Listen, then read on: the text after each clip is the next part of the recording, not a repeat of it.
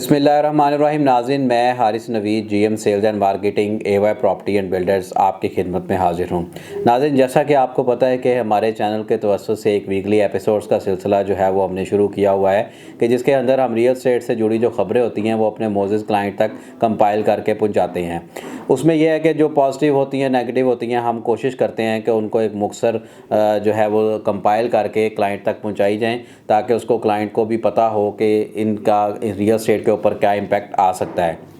तो जैसा कि आपको पता है कि दिसंबर का महीना चल रहा है और दिसंबर वैसे ही विंटर अपने अरूज पे है, सर्दियां अपने अरूज पर हैं। दिसंबर क्लोजिंग मंथ है, तो कोई खातिर ख्वाह इस वीकली के अंदर कोई रिपोर्ट्स तो नहीं है, लेकिन एक जो अच्छी चीज़ थी जो लास्ट एपिसोड मंडे वाले दिन अभी हमें क्लियर नहीं हुई थी, वो था इंटरेस्ट रेट को लेकर।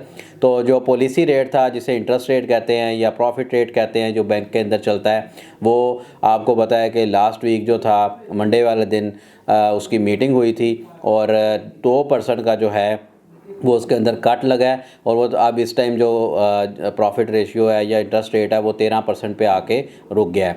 अब इसमें 13% में आने का मकसद ये है कि आप अगर देखें कि आपकी जो सेविंग्स थी या जो लोग इस पे प्रॉफिट ले रहे थे, 13% को आप चेक करें तो वो इस टाइम अगर कि आप देखें बैंकिंग सेक्टर में डिस्कस करें तो लोग अपना पैसा जो है वो निकलवा रहे हैं।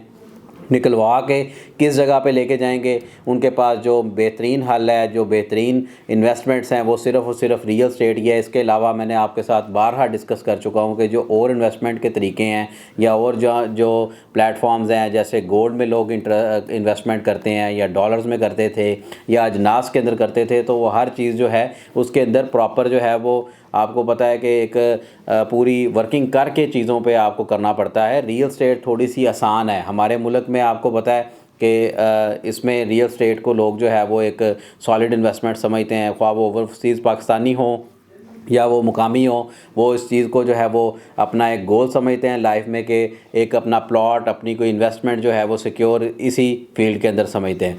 तो मैं ये समझता हूँ कि इंशाल्लाह उसमें आप देखेंगे कि अभी चीज़ें जो है वो पॉजिटिव हो रही हैं और DHA से रिलेटेड आपको अपडेट देनी थी कि जो फाइल्स थी DHA की उसमें कोई हिलजुल हुई है और उसके अंदर पॉजिटिविटी है।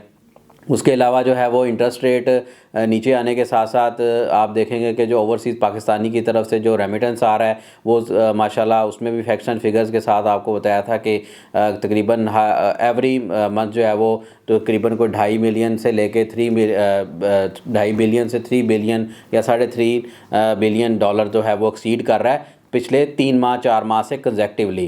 तो उसमें यह है कि वो जो रेमिटेंस आ रही है, रेमिटेंस आपको पता है कुछ फैमिली नीड्स के लिए होती है और कुछ इन्वेस्टमेंट्स के लिए है, और हम माशाल्लाह मार्केट के अंदर बैठे हैं, डिस्कशन होती है दोस्तों के साथ, तो ओवरसीज़ पाकिस्तानी जो है वो पैसा भेज रहे हैं। अब इसमें मैं एक प्रॉपर जो है वो आपसे एक रिक्वेस्ट करूंगा जो मेरे ओवरसीज़ पाकिस्तानी हैं कि कुछ एक हालात ऐसे बनाए जा रहे हैं कि शायद कोई तहरीक एक पार्टी की तरफ से शुरू की जाएगी कि जिसके अंदर कहा जा रहा है कि रेमिटेंस ना भेजें, पाकिस्तान में ये मामलात हैं। तो मेरे ओवरसीज़ पाकिस्तानी बहन भाई जो हैं वो इस चीज़ को समझते हैं कि इनसे ये मामलात डिस्टर्बिंग की तरफ लेके जाने वाले हैं, इससे मामलात सुलझते नहीं हैं।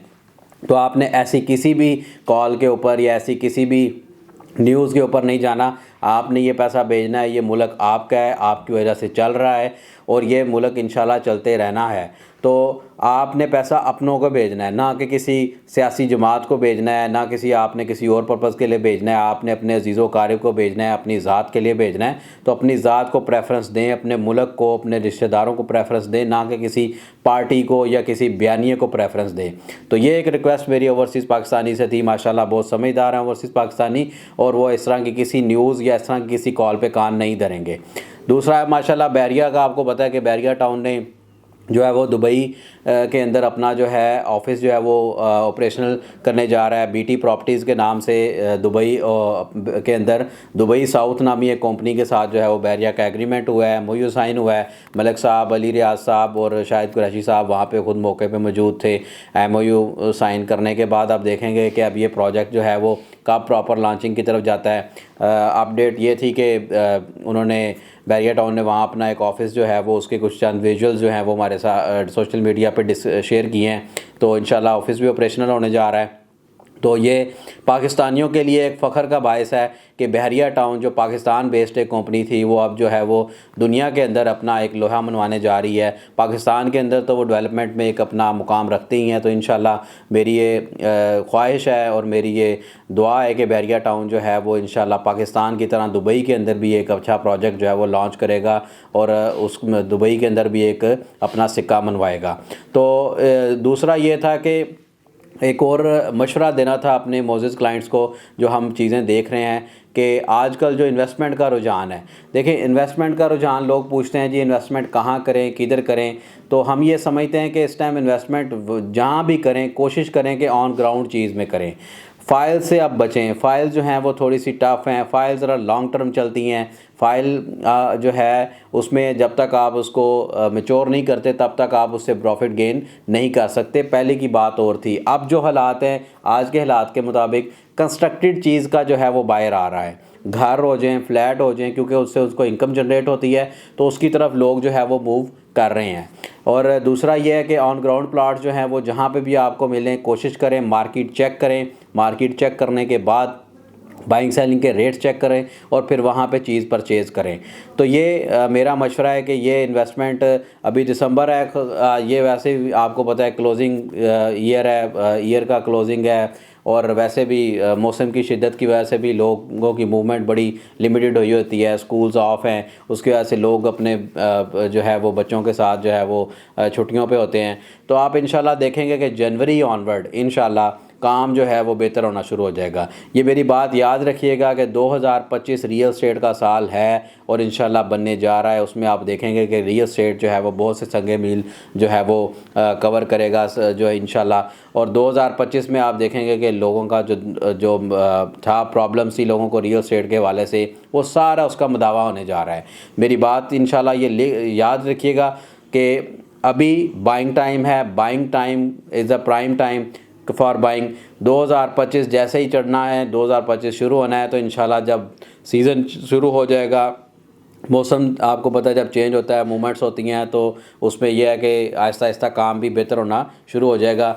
चीज़ें नज़र आ रही हैं। हम ये कोई आपके साथ ये नहीं है कि सिर्फ हम इस बिज़नेस से जुड़े हुए हैं तो आपको तकीद कर रहे हैं। कुछ चीज़ें, कुछ फैक्ट्स एंड फिगर्स, कुछ माशी अशारिये होते हैं जो बताते हैं कि ये काम जो है वो चलने जा रहा है। इंटरेस्ट रेट सबसे बड़ी आपकी मिसाल है। आप देखें कि ये कितनी देर है। फिर इस जो बिज़नेस है इससे रिलेटेड आपको पता है कि बहुत सी जो है वो इंडस्ट्रीज़ चलती हैं।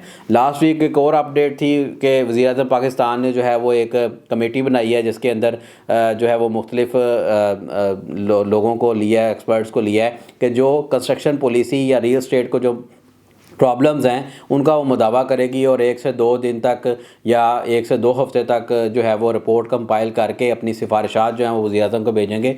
तो उम्मीद मैं करता हूँ कि